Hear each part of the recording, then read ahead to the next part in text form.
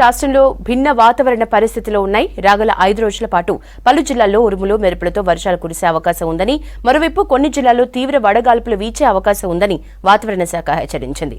ఖమ్మం, నల్గొండ జిల్లాలో 45 డిగ్రీల ఉష్ణోగ్రతలు నమోదయ్యాయి. దీంతో ప్రజలు జాగ్రత్తలు పాటించాలని సూచించారు ఐఎండీ.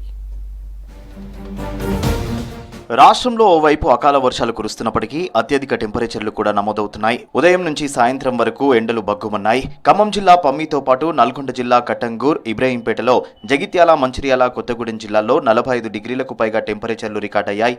రంగారెడ్డి జిల్లా కందుకూరులో అత్యల్పంగా 20.2 డిగ్రీల ఉష్ణోగ్రతలు నమోదయ్యాయి. వడగాల్పులతో జనం ఇబ్బందులకు గురయ్యారు. సమ్మర్ ఆరంభం నుంచే ఉత్తర తెలంగాణ జిల్లాలో ఎండలు దంచికొడుతున్నాయి. జిల్లాలో 2 రోజులుగా 44 డిగ్రీలకు పైగా గరిష్ట ఉష్ణోగ్రతలు నమోదవుతున్నాయి. ఉత్తరాది నుంచి గంటకు 5 కిలోమీటర్ల వేగంతో వడగాల్పులు వీస్తున్నాయి. దీంతో ప్రజలు బయటికి వచ్చే సమయంలో జాగ్రత్తలు పాటించాలంటున్నారు డాక్టర్లు.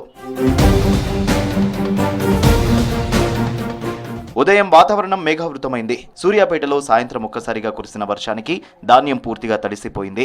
కొనుగోలు కేంద్రానికి తీసుకొచ్చిన ధాన్యం తడిసి ముద్దైంది. వరదలో ధాన్యం కొట్టుకుపోవడంతో రైతులు ఆవేదన చెందుతున్నారు.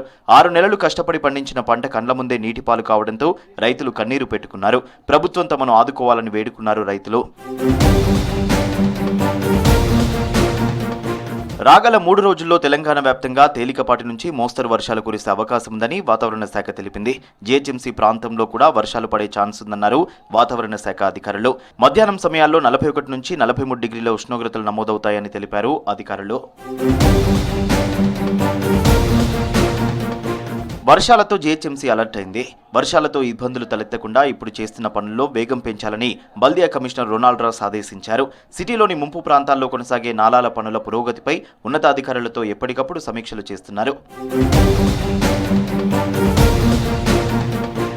అకాల వర్షాలతో ఆరుగాలం శ్రమించిన అన్నదాతలు ఆందోళనకు గురవుతున్నారు. ధాన్యం కొనుగోలు వేగవంతం చేయాలని కోరుతున్నారు. తడిసిన ధాన్యాన్ని ప్రభుత్వమే కొనుగోలు చేయాలని డిమాండ్ చేస్తున్నారు.